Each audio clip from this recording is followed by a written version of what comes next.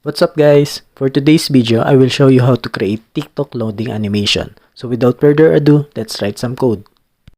In the HTML, we only need div tag with the loading class.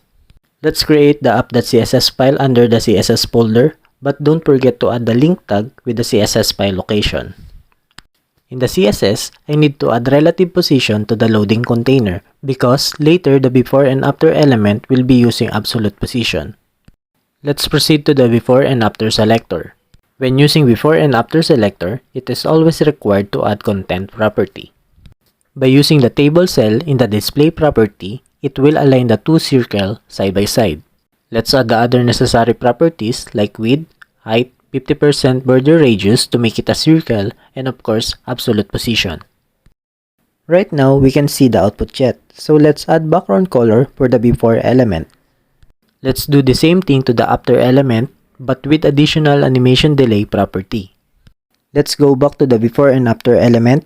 I will add spin as the animation name with the duration of 0.8 seconds, with infinite iteration count, and last is an out timing function. Next, which is the important part, is to create keyframes with the name spin.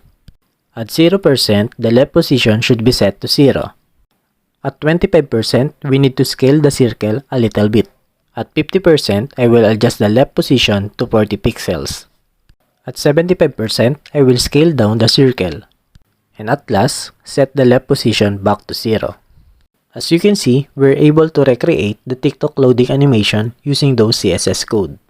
And that's it. If you like the video, please like, comment, and subscribe for more.